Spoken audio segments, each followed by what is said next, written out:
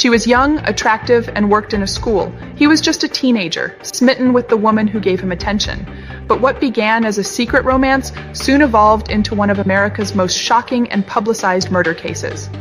This is the story of Pamela Smart, a woman who blurred the lines between love, power, and manipulation, and whose trial would change the legal media landscape forever.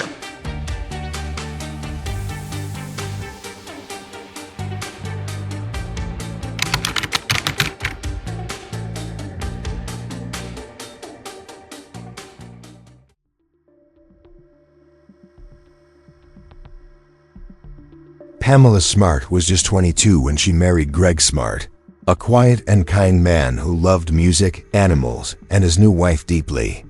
They had a small wedding in New Hampshire and seemed like the picture of young suburban love, with a bright future ahead of them. Pamela had a passion for media and landed a job as a media coordinator at Winnicott High School. She thrived in her new role, enjoying the authority it gave her and the attention she received from students. She had ambition, charm, and confidence, and she wasn't afraid to use them. Greg worked in insurance sales and was more grounded, preferring stability over ambition. He hoped to start a family, save money, and build a simple life. But beneath the surface, Pamela felt bored and increasingly dissatisfied with their marriage.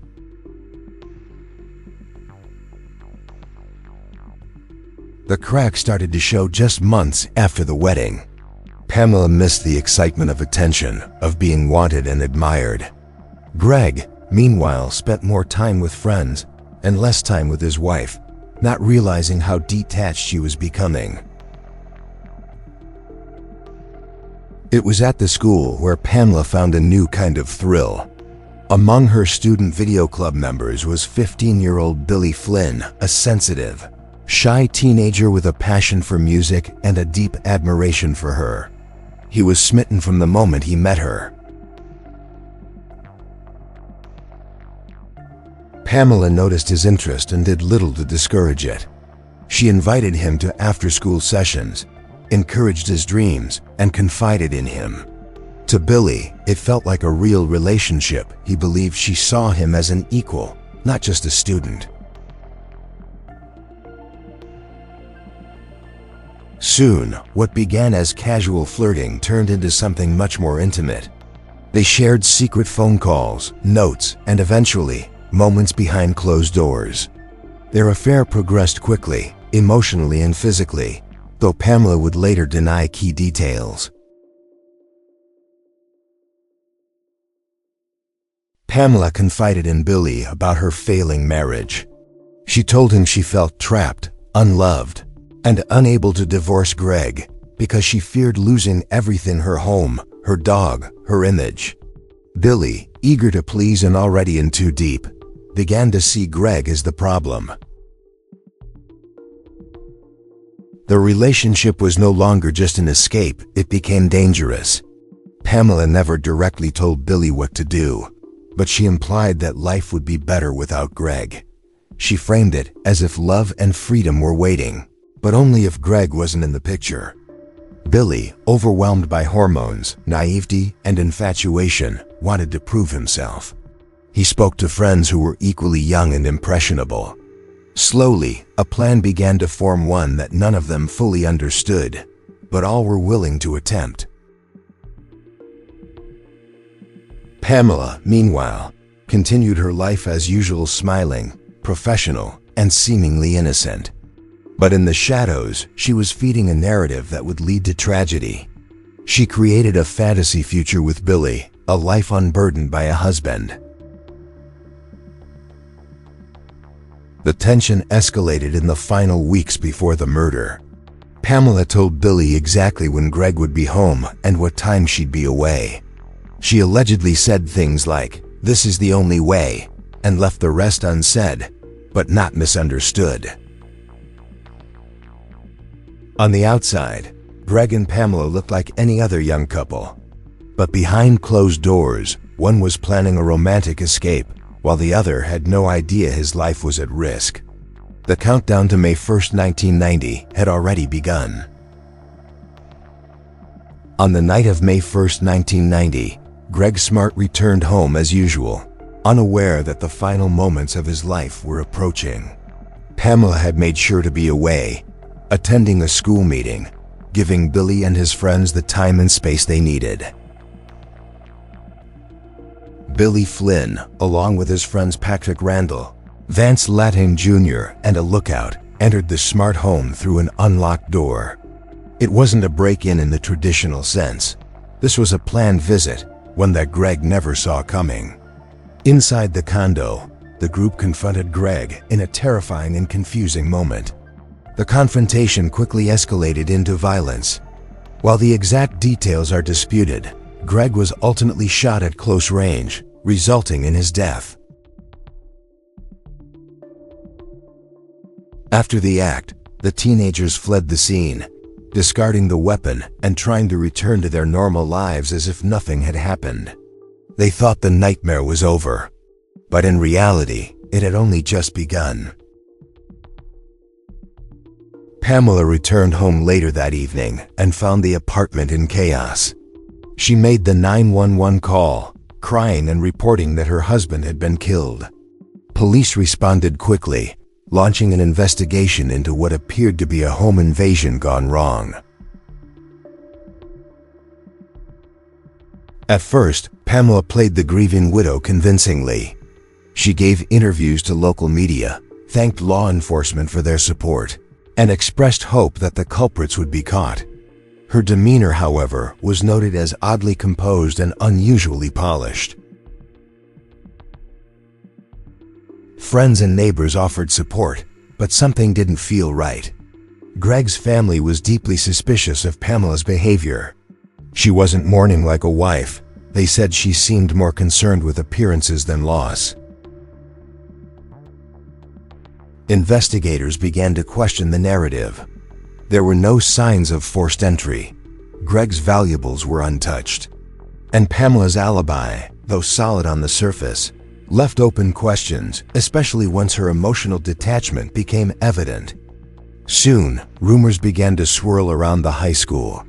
Students whispered about Pamela and Billy Flynn. Their closeness had raised eyebrows before, but now those whispers had new weight. Police began to probe the connection between Pamela and her teenage media club member. One student eventually came forward, saying Pamela had discussed deeply inappropriate topics with Billy and even hinted at wanting her husband gone. That was enough to bring Billy in for questioning. He denied everything at first, but cracks began to show. Eventually, Billy confessed. Through tears and shame, he admitted to the relationship and to shooting Greg.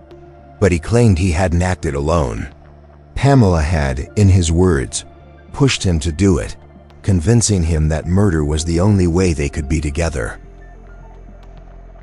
Billy's confession stunned investigators, but they needed more than just words. Working with a cooperating witness, police set up a sting to secretly record Pamela. On tape, she made vague but incriminating statements about what would happen if this all came out. The recordings, while not a direct confession, were damning. They painted a picture of someone who knew more than she was admitting, someone who was trying to manage a cover-up rather than reveal the truth. It was enough to make an arrest. On August 1st, 1990, Pamela Smart was arrested and charged with being an accomplice to first-degree murder, conspiracy to commit murder, and witness tampering. The teacher, the grieving wife, was now the prime suspect in her husband's killing. The arrest sent shockwaves through the community. How could a woman who worked in education, who presented herself as confident and composed, be involved in something so dark? The media swarmed, and Pamela's face was suddenly everywhere. What began as a local tragedy had now become a national scandal. News crews camped outside the courthouse.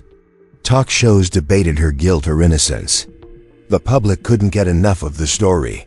A beautiful teacher, a teenage lover, and a murder in suburbia. As Pamela Smart's trial began in March 1991, the courtroom transformed into a media circus. For the first time in American history, a full murder trial was broadcast live on television from gavel to gavel, capturing every word, gesture, and expression. The prosecution's case was built around manipulation and psychological control. They argued that Pamela seduced Billy Flynn and coerced him into killing her husband, so she could be with her underage lover and avoid a messy divorce. Billy Flynn, now 16, took the stand as the prosecution's star witness.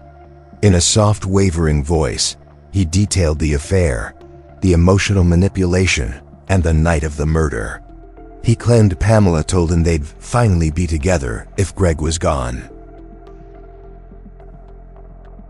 His testimony was emotional and haunting. He spoke not as a hardened criminal, but as a confused teenager in love who believed he was rescuing the woman he adored. The jury listened carefully, and the cameras captured every tear. Other teens involved in the plot also testified, each adding more weight to the case. They spoke of Pamela's influence and how she allegedly planned Greg's murder down to the details, including her being out of the house at just the right time. The defense painted a different picture. They claimed Billy acted alone out of jealousy and obsession. Pamela's lawyer insisted there was no direct evidence she ordered a murder. Her recorded statements, they argued, were vague and taken out of context. Pamela herself took the stand. She denied encouraging Billy to kill Greg and claimed the affair was a mistake that spiraled out of control. She portrayed herself as a woman trapped in a terrible situation, not the mastermind of a crime. But the prosecution reminded the jury, Pamela was the adult. She was the one in power. She had a duty to protect her students, not manipulate them into murder. Her calm demeanor on the stand was viewed by some as coldness, by others as composure. The jury deliberated for 13 hours over 2 days. Outside the courthouse, protesters and reporters gathered, turning the trial into a true spectacle. It wasn't just justice on the line, it was also ratings, headlines, and public opinion. On March 22, 1991, the verdict was read. Pamela Smart was found guilty on all counts: accomplice to first-degree murder, conspiracy to commit murder, and witness tampering. The sentence was swift and final: life in prison without the possibility of parole. Billy Flynn and the others were sentenced as juveniles with the possibility of future release. While they received lengthy sentences, the focus of public outrage remained squarely on Pamela. She became the symbol of betrayal, seduction, and dangerous influence. The trial set a new precedent for televised justice. Critics argued that the cameras turned it into entertainment. Supporters claimed it offered transparency. But all agreed it would change how America consumed crime forever. Pamela was transferred to the Bedford Hills Correctional Facility in New York, where she began serving her life sentence. She was 23 years old, convicted before most people finish college. As reporters moved on to the next scandal, Greg Smart's family was left to mourn quietly. Their son's death had been dissected, debated, and dramatized on every screen. The grief never went away. Decades later, Pamela Smart remains in prison, still maintaining her innocence. Over the years, she has given multiple interviews, asserting that she never intended for Greg to be harmed and never told anyone to commit a crime. She claims Billy Flynn misrepresented the truth to reduce his own sentence. According to Pamela, their relationship was real but misunderstood. She says she was young, foolish, and emotionally unstable, but not a killer. Despite her efforts to appeal, the courts have consistently denied her requests for sentence reduction or retrial. Each time, the state reaffirms that the original trial was fair and the evidence substantial.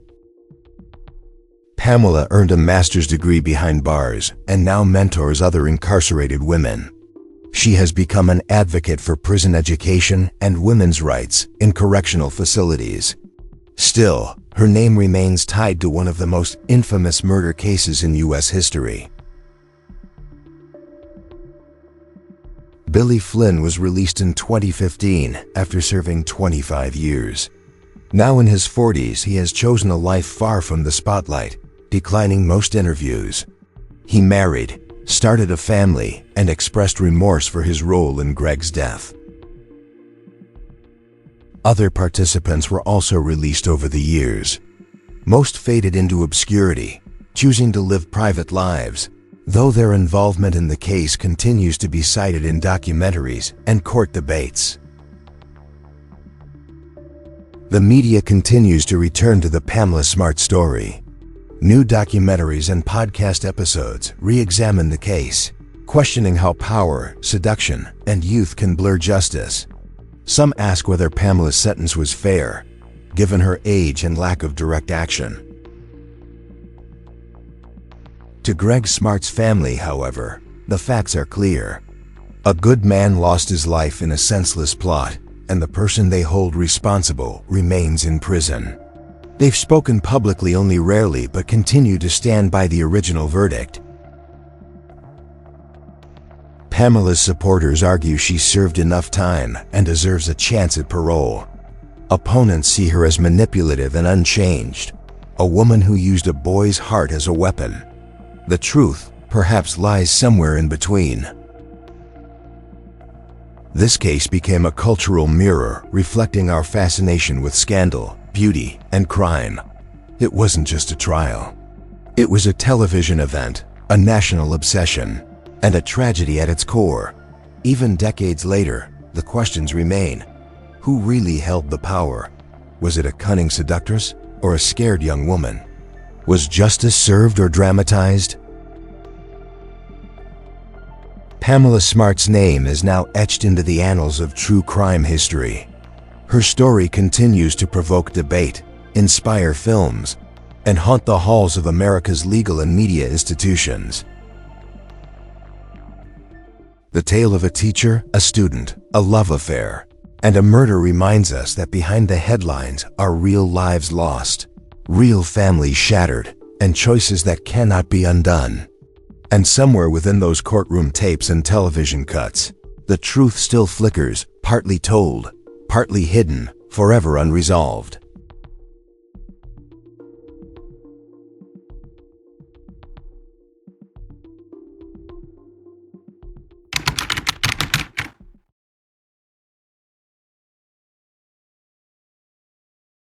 Okay, let's unpack this. Imagine a young couple in suburban New Hampshire. You've got a small wedding, a quiet, kind husband, love music, animals, and then there's the bright, ambitious wife. They really seem like the picture of young suburban love, you know. But beneath that perfectly calm surface, a dark current was forming. It led to a tragedy that would become, well, one of the most infamous true crime cases in U.S. history. Today we're diving deep into the story of Pamela Smart. We're drawing from excerpts of the suburban seductress, Pamela Smart's Dark Desires. Our mission here is to extract the critical nuggets of insight from this captivating and disturbing narrative.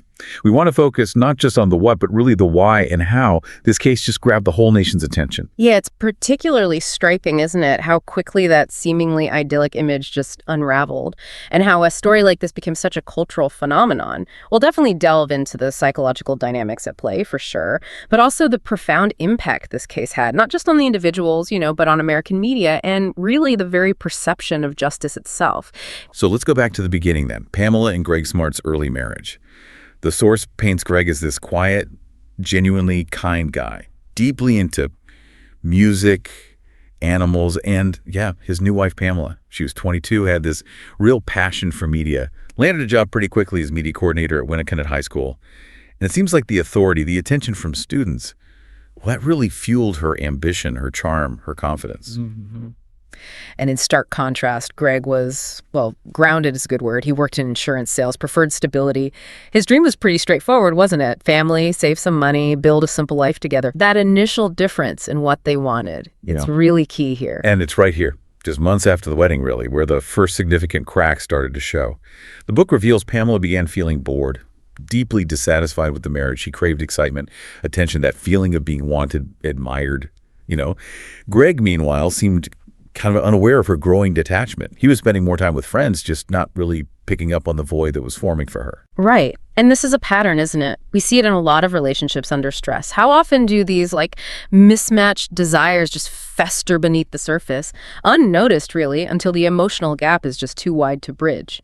For Pamela, the source makes it pretty clear this was a rapidly expanding void, something she felt she desperately needed to fill. And it was at the high school, wasn't it, where Pamela found what the source calls a new kind of thrill, specifically among her student video club members.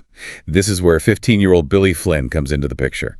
The book describes him as sensitive, shy, passionate about music, and apparently he was absolutely smitten from the moment he met her. Yeah, and Pamela, well, she certainly noticed his interest, and the source says she did very little to discourage it. Quite the opposite, really.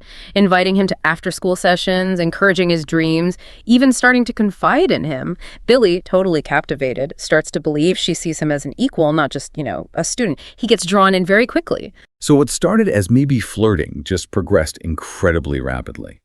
The source details how their affair moved quickly, both emotionally and physically. This is despite Pamela's later denials of, quite a few key details. Pamela started confiding in Billy about her failing marriage, saying she felt trapped, unloved, and unable to divorce Greg. Why? Because she feared losing everything. Her home, her dog, her image, everything. Right, and this is where that concept of the power differential becomes just so relevant. And it's not just about age, although that's obviously huge. Pamela, as the teacher, held this position of inherent authority, trust even. The source implies she pretty systematically exploited this, sharing these vulnerable personal details. It made Billy feel special, trusted. This wasn't just, an affair, it was the beginning of a really dangerous manipulation. And Billy, already described as eager to please and in too deep, was completely receptive to her narrative. Her story of being the victim. He starts to see Greg, the husband, as the one single obstacle to Pamela's happiness, and by extension, their future together. Yeah, the relationship quickly moves beyond just being an escape. It enters genuinely dangerous territory. The source notes, Pamela never directly told Billy what to do exactly, but she implied that life would be better without Greg. That's the phrasing. She framed it like, love and freedom were waiting, but only if Greg wasn't in the picture. It's subtle, but wow, a powerful suggestion. Absolutely. And Billy, just overwhelmed by hormones, naivety, this intense infatuation, he desperately wants to prove himself to her. So he starts talking to his friends, equally young, equally impressionable kids, and slowly a plan starts to form among them. What's compelling is how, throughout all this, Pamela keeps up appearances. Smiling, professional, seemingly innocent, as the source says, while it's suggested she's subtly feeding a narrative that would lead to tragedy. Basically engineering this fantasy future with Billy. And the tension really ramps up in those final weeks. The book alleges Pamela told Billy exactly when Greg would be home and what time she'd be away in a meeting. She supposedly said things like, "This is the only way," and left the rest unsaid, but not misunderstood. That phrasing is chilling. That level of detail, the alleged coaching described in the source, it really speaks to the calculated nature of the planning, doesn't it? Then comes the night, May 1st, 1990. Greg Smart returns home, completely unaware of what's about to happen. Pamela had made sure she was away at a school meeting. It gave Billy and his friends the window they needed. So Billy Flynn, along with Patrick Randall, Vance Latime Jr., and a lookout, they enter the Smart home. The door was unlocked. There's a confrontation. It escalates to violence. Greg is shot at close range. He dies there. The teenagers flee, ditching the weapon. Pamela returns home later, finds the apartment in chaos, makes the 911 call. Initially, she plays the grieving widow role very convincingly, gives interviews, even publicly thanks law enforcement. But her demeanor, investigators noted it as oddly composed and unusually polished. That immediately raised red flags. And suspicion grew when they found no signs of forced entry. Greg's valuables, untouched. Pamela's alibi seemed solid on the surface, sure, but her emotional detachment quickly became apparent. Especially to Greg's family. They noted she seemed more concerned with appearances than loss. That disconnect, between her public persona and her private grief, or the lack of it, That became a really crucial element for the investigators. It wasn't long before rumors started swirling at the high school about Pamela and Billy. Police naturally started looking into that connection. But the real tipping point came when a student came forward. The student stated Pamela had discussed deeply inappropriate topics with Billy, and crucially had hinted at wanting her husband gone. Yeah, that testimony was really enough to bring Billy in for questioning. He denied everything at first, apparently, but then, through tears and shame, he confessed, admitted the relationship, admitted shooting Greg, but he claimed Pamela pushed him to do it, convinced him murder was the only way they could truly be together. So at this point, the police set up a sting operation. They got a cooperating witness to secretly record Pamela. And her subsequent statements, described as vague but incriminating about what would happen if this all came out, well, they were pivotal. Those recordings. Yeah. Okay, not a direct confession, right? But they painted this vivid picture. Someone who clearly knew more than she was letting on. Someone desperately trying to manage a cover-up, not reveal the truth. And that evidence, that crucial piece, was enough to lead to her arrest. August 1st, 1990. Pamela Smart is arrested, charged with accomplice to first-degree murder, conspiracy to commit murder, and witness tampering. The arrest sent absolute shockwaves through the community, and the case just instantly became a national scandal. Pamela's face was suddenly everywhere. And this is where it gets really interesting from a media perspective. The trial starts March 1991. It quickly becomes this unprecedented media circus. I mean, for the first time in American history, a full murder trial was broadcast live on television from gavel to gavel. This wasn't just reporting the news anymore, it became the news. It sort of pioneered this new form of reality TV, but in the courtroom. Yeah. And it completely set a precedent for how crime stories would be consumed. It shifted the public, from detached observers to active, often judgmental participants. So how did the prosecution use that platform? What was their strategy? Their case centered entirely on manipulation, psychological control. They argued Pamela seduced Billy, then coerced him. Remember, he was an underage student to kill Greg? The motive. Well, they argued it was twofold. To be with her young lover, and maybe more pragmatically, to avoid a messy divorce, one that could threaten her image, her assets. Billy, just 16 at the time, became their star witness. He detailed the affair, the emotional manipulation. He testified Pamela explicitly told him they'd finally be together if Greg was gone. And the other teens involved in the plot, they also testified about her influence, how she allegedly orchestrated the whole thing, even down to her own alibi. But the defense obviously had a very different story to tell. Absolutely. The defense argued Billy acted alone, driven by his own intense jealousy, his obsession with Pamela. They insisted there was no direct evidence, no smoking gun showing Pamela ordered the murder. Those recorded statements, they argued they were vague, taken out of context, not proof of guilt. Pamela herself took the stand, denied encouraging Billy, called the affair a terrible mistake, portrayed herself as a young woman trapped in a bad situation, not some kind of manipulative mastermind. And the prosecution's final word on that, how did they counter her testimony? They hit hard on the fundamental imbalance. They reminded the jury. Pamela was the adult here. She was the one in the position of authority. She had a duty to protect her students, not manipulate them into murder. Her calm demeanor on the stand, well, it was interpreted very differently. Some saw it as chilling coldness, others maybe as just composure under immense pressure. The media, though, often lean heavily into that cold, seductress narrative. So, the verdict. After 13 hours of deliberation, March 25th, 1991, Pamela Smart found guilty. All counts. Accomplice to first-degree murder, conspiracy, witness tampering. The sentence, life in prison without parole. Billy Flynn and the other participants, they were sentenced as juveniles. Received lengthy sentences, yes, but with the possibility of future release. And that distinction, the sentencing difference, became a really significant point of ongoing debate. Pamela was transferred to Bedford Hills Correctional Facility. She actually pursued an education there, earned a master's degree, and she's since become an advocate for prison education, women's rights, mentoring other incarcerated women. But she still adamantly maintains her innocence, claims Billy misrepresented the truth just to reduce his own sentence, says she was young, foolish, emotionally unstable, sure, but absolutely not a killer. Her appeals, though, consistently denied over the decades. And what about the others involved, Billy Flynn and the rest? Well, Billy Flynn was released back in 2015 after serving 25 years. He's reportedly living a very private life now, married, has a family, and has expressed remorse for his actions. The other participants were also released over the years, eventually reintegrating into society. But the media, It just keeps returning to the Pamela Smart story, doesn't it? New documentaries, podcasts like Captivated, The Trials of Pamela Smart, or that Trial by Media series, they're actively re-examining the case, looking at the nuances of power, seduction, youth, how all that can blur the lines of justice. And this ongoing discussion often asks, was Pamela's sentence really fair? Considering her age at the time and the fact that the prosecution's case rested on indirect incitement, not direct action. Of course, there's the other side, too. Yeah. Greg Smart's family, they rarely speak publicly, but when they do, they consistently stand by the original verdict. For them, it's simple. A good man lost his life in a senseless plot. And the person responsible, in their view, remains exactly where she belongs in prison. So the truth? Well, perhaps it lies somewhere in that complex interplay of all these narratives. Pamela's supporters argue she's served enough time. They see her maybe as a victim of her own immaturity and certainly of a sensationalized media frenzy. Opponents, though, continue to view her as fundamentally manipulative, unchanged. This case really became a cultural mirror, didn't it? Reflecting our enduring fascination with scandal, beauty, crime, and those blurred lines between perpetrator and victim. It really reminds us how powerful a narrative can become, sometimes overshadowing the more complex realities. So here's what really lingers from this deep dive, I think. The Pamela Smart case wasn't just a trial. It was a television event, a national obsession. And yeah, at its core, a profound tragedy.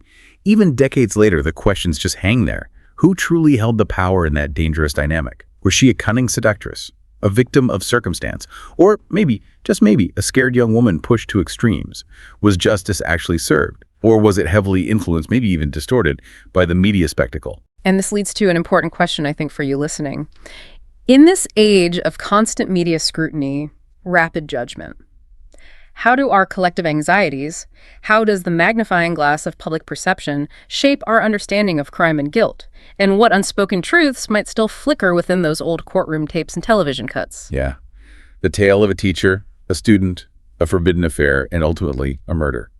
It reminds us that behind the headlines, there are real lives lost, real families shattered, and choices that, once they're made, simply cannot be undone. We hope this deep dive has given you a useful shortcut to being well-informed on this captivating and frankly unsettling piece of true crime history.